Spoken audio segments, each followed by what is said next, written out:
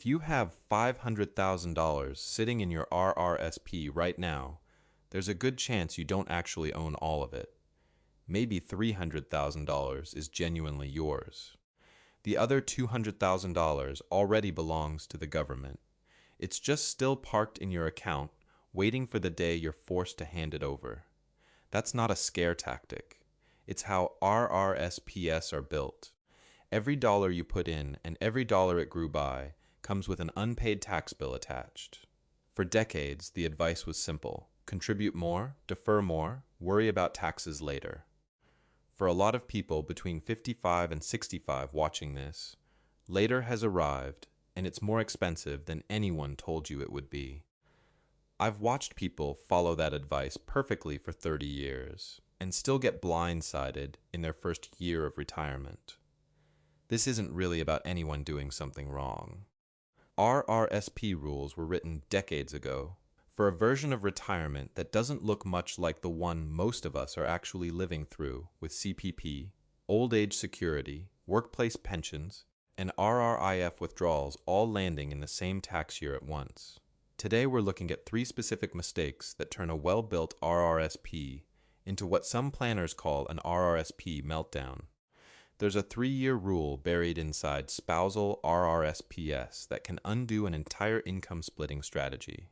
There's a mix-up between naming a beneficiary and naming a successor that can freeze an estate for months. And there's a habit, born out of good instincts, that quietly shrinks your retirement income every single year. Get these wrong, and the Canada Revenue Agency becomes the largest beneficiary of your retirement account, ahead of your spouse, ahead of your kids. Get them right, and you keep control of money you already earned. Let's start with the mistake that shows up the moment you try to play it safe. For 2026, the RRSP contribution limit is $33,810, or 18% of your 2025 earned income, whichever is lower. Most people know that part. Fewer people know what happens if they go over it. The Canada Revenue Agency gives you a $2,000 lifetime cushion, and past that, every extra dollar costs you 1% a month until it's gone. That's the small trap. The bigger one is harder to see because it looks like doing everything right. This is the part that surprises people. The whole point of an RRSP is to defer tax until you're supposedly in a lower bracket. But if you wait until 71, the last legal year, to convert it into a RRIF, and you've built up something like $1 million in there, the government doesn't let you take it out slowly on your own schedule anymore. It sets a minimum for you. That minimum in the first RRIF year runs about 5.28% of whatever's in the account at the start of the year. On $1 million, that's roughly $52,800 in 1 year, whether you need the money or not. Add CPP and old age security on top of that, and a lot of retirees who assumed they'd land in a lower bracket in retirement discover they've landed in a 40% one instead. That's the part nobody warns you about when you're 40 and being told to defer everything. Deferring tax isn't the same as avoiding it. It just moves the bill to a year when 3 or 4 sources of income can land on the same tax return at once: RRIF minimums, CPP, old age security, and sometimes a workplace pension on top. None of this makes you careless or bad with money. You aren't being greedy for wanting to keep what you spent 40 years building. You're being a responsible steward of your own retirement, and the tax system doesn't always reward that the way you'd expect. This is where it gets expensive fast. Old age security starts getting clawed back once your net income passes $95,323 for the year, and you lose 15 cents of it for every extra dollar above that line. If your RRIF withdrawal plus CPP plus any pension income pushes you past that number, you're not just paying more tax. You're actively losing a benefit you already qualified for. That's the trade-off nobody spells out when you're 45 and maxing out your RRSP every year. Every dollar you defer today is a dollar that grows along with the tax bill attached to it, and by the time you're forced to withdraw it, That bill can be a lot larger than the one you postponed. If you're in that 55 to 65 window, and you'd rather the Canada Revenue Agency not be the biggest beneficiary of your retirement account, stay with us. We're covering exactly how this system works, one piece at a time. Spousal RRSPs get sold as one of the cleanest tax moves available to a Canadian couple. The higher earner contributes, the lower earner eventually withdraws, and the household pays less tax overall because the money comes out at a lower rate. On paper, that's exactly how it should work. In practice, timing wrecks it more often than people realize. The rule that catches people is called attribution, and it runs on a 3-calendar-year clock. If the higher earning spouse contributes to a spousal RRSP in 2024, 2025, or 2026, and the lower earning spouse withdraws that money in 2026, the Canada Revenue Agency doesn't tax it at the withdrawing spouse's rate. It taxes it back to the person who contributed it at their higher rate, as if they'd pulled it out of their own account. The reasoning behind the rule makes sense once you see it. Without it, a high-income spouse could contribute a lump sum in December and have the lower-income spouse pull it straight back out in January at a fraction of the tax. The 3-year window exists specifically to stop that kind of same-year or nearly same-year income shifting. It just wasn't designed with retirement-age couples timing withdrawals in mind. Say the contributor sits in a 45% tax bracket. On a $20,000 withdrawal, taxed properly at the spouse's lower rate, that's about $4,000 in tax. Taxed back to the contributor because the timing was off, it jumps to $9,000. Same withdrawal, same couple, an extra $5,000 gone, just from not counting the calendar years correctly. It's worth saying the rule doesn't punish every spousal RRSP. Money that's been sitting in the account for more than 3 years untouched comes out at the receiving spouse's rate exactly the way it's supposed to. The trap only catches contributions still inside that rolling window, which is exactly why so many long-time savers get caught off guard by something that used to work fine for them. That's the invisible cost of spousal RRSPs done casually. The strategy still works, but it demands patience most people don't budget for. Every contribution resets its own 3-year clock. So a couple who contributes every year and then withdraws every year can end up with almost none of the tax splitting they were counting on, because something is always still inside that window. I used to tell people spousal RRSPs were close to a guaranteed win. Then I watched a couple get hit with a $12,000 surprise tax bill because they hadn't tracked which contributions were still inside the 3-year window when they started withdrawing. The fix isn't complicated. It just takes a bit of bookkeeping. Stop contributing to the spousal account at least 3 full calendar years before you plan to touch it. Keep a simple record of the contribution years so you're not guessing later. If you're not sure whether you're still inside the window, treat any withdrawal as suspect until you've actually checked the dates. But even if you get every year of that timing exactly right, there's a second mistake waiting on the paperwork side, one that has nothing to do with tax brackets and everything to do with what happens to your account the day you're no longer around to manage it. Every RRSP asks you to name a beneficiary. Almost nobody stops to ask whether beneficiary is even the right designation for their situation, especially once that RRSP becomes a RRIF. It's a small word choice on a form most people fill out once and never look at again. On an RRSP, naming a beneficiary means that when you die, the account closes and the money is paid out, usually to your spouse, who then has to deal with the tax and paperwork that comes with a payout. On a RRIF, there's a different option most people never hear about, called a successor annuitant.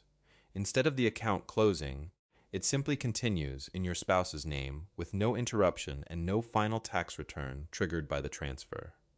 The Canada Revenue Agency has a specific form for moving a RRIF this way, Form T2033, And using the wrong designation is what forces families into probate they didn't need to go through. In Ontario, for example, probate fees run about 1.5% on estate value over $50,000. On a $600,000 RRIF, that's roughly $9,000 handed to the court process for a transfer that could have happened automatically. Probate rules vary by province, and the percentage isn't the only cost. While an estate sits in probate, the assets inside it can be frozen for months, sometimes longer if the estate is contested or the paperwork is incomplete.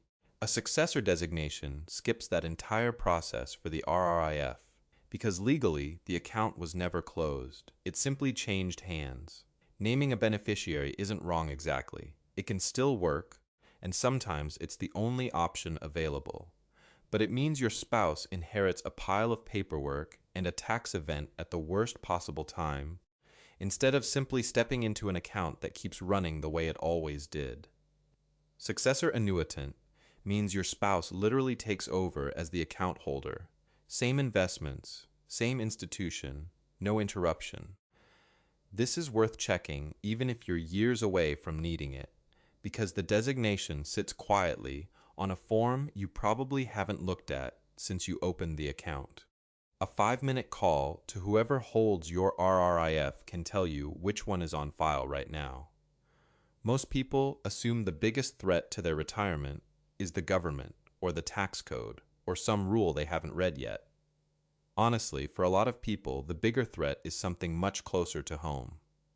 It's what happened the last time the market dropped and what they did about it. A lot of people in their late 50s and 60s lived through 2000 or 2008 or both. They watched retirement accounts drop by a third in a matter of months, and at some point they moved everything into GICs just to make it stop. That reaction makes complete sense. You work too hard for that money to watch it disappear in a bad week. That's not weakness. That's protecting something you can't easily rebuild at 60. This next part is harder to see. A 4% GIC feels safe because the number on the statement never goes down, but that interest gets taxed as regular income, and once you factor in even a modest 30% tax rate, you're actually keeping closer to 2.8%. After inflation eats into that, the purchasing power sitting in that GIC can be flat or shrinking, even while the balance on paper keeps climbing. It's a guaranteed return of less buying power dressed up as safety. The account isn't failing you. It's doing exactly what a GIC is built to do. It just isn't built to outpace taxes and the rising cost of everything else over a 20 or 30-year retirement. None of this means GICs are useless. They still matter for the money you'll need in the next year or two, the part of your retirement that simply cannot afford to drop in value right before you need to spend it. The mistake isn't holding GICs. It's holding almost everything in them for the next 20 or 30 years out of fear rather than a plan. I've seen people move everything to GICs after a crash and swear they'd never go back to stocks, only to realize years later how much that decision quietly cost them. A simpler way to think about it: keep roughly 2 years of spending in cash or GICs, the money you'll actually need soon, and let the rest stay invested and growing. That way, a bad market year never forces you to sell anything at the wrong time, and your money still has a chance to outlast you instead of the other way around, especially if you're planning for a retirement that stretches into your mid-80s or beyond. Picture a couple, both 67, both collecting CPP and old age security, both now required to take RRIF minimums, whether they need the cash or not. One version of this couple did nothing different in their early 60s. They let their RRSPs ride, kept contributing, and never touched the accounts until the RRIF minimums forced their hand. Now their combined household income sits around $160,000 a year, and each of their individual incomes, once CPP, old age security, and the mandatory RRIF withdrawal are added together, has crossed the $95,323 clawback threshold on its own. They're both losing a slice of old age security they spent decades qualifying for. Old age security is assessed on each person's own income, not the household's combined number. So it's each of their individual totals crossing $95,323 that triggers the clawback, not the $160,000 figure on its own. But when two RRIFs, two CPP checks, and two old age security payments are all sized the same way, it's common for both spouses to cross that line in the same year, which is exactly what happened here. The other version of this couple saw it coming. Starting around 60, they withdrew about $40,000 a year from their RRSPs on purpose, while holding off on starting CPP. Their RRSP balances went into retirement smaller, on purpose. Their old age security stayed fully intact. Over the full stretch of retirement, they end up paying roughly $80,000 less in total tax than the couple who waited. The average CPP payment in 2026 runs around $925 a month. It doesn't look like much on its own. Stack it against a large, untouched RRSP forcing its way out at 67, and that small monthly check is what tips a household over a threshold that costs them thousands. Multiply that by two incomes doing the same thing at the same age, and a household that looks comfortable on paper ends up handing back thousands in old age security they'd already qualified for. None of this requires a complete overhaul of your retirement plan. It requires 3 specific checks, and none of them take long. First, check your beneficiary designation on every RRSP and RRIF you hold. If you're married or common law, make sure your spouse is listed as Successor Annuitant on the RRIF, not just Beneficiary. That one line on a form is the difference between a smooth transfer and a trip through probate. Most institutions will change it over the phone or through a simple online form once you ask.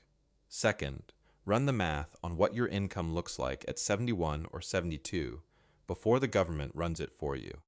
If a rough projection puts you anywhere near $95,323 in net income once CPP, old age security, and RRIF minimums are combined, that's your signal to start withdrawing from the RRSP earlier and on your own terms, instead of waiting for the mandatory minimum to decide for you. This projection zoom doesn't need to be exact. Even a rough estimate using your current RRSP balance and the minimum withdrawal percentage for your age is enough to tell you whether you're heading toward that threshold or comfortably under it. Third, if you're using a spousal RRSP, stop contributing to it at least 3 full calendar years before either of you plans to withdraw from it. Write the date down somewhere you'll actually see it again. There's one more piece to this, and it's not about tax rules at all. It's the part where you actually give yourself permission to spend money you spent 40 years being told to save. 3 mistakes, all quiet, all expensive. The 1% a month penalty for over-contributing past your limit. The 3-year attribution rule that can undo a spousal RRSP's entire purpose. And the beneficiary versus successor mix-up that can drag an estate through probate for something as simple as a signature on the wrong line. None of these mean you did retirement wrong. They mean the rules were never explained clearly enough in the first place. Retirement was never really about the biggest number on a statement. It's about how much of that number you actually get to keep and spend. That's a distinction worth sitting with, because it changes how you think about every withdrawal decision from here forward. A little planning now, on paperwork you already have sitting in a drawer somewhere, is what separates a retirement that runs smoothly from one that spends its first few years untangling avoidable mistakes. If this helped you spot a gap in your own plan, stay subscribed. We're going through the Canadian retirement system piece by piece, so fewer of these traps catch you by surprise.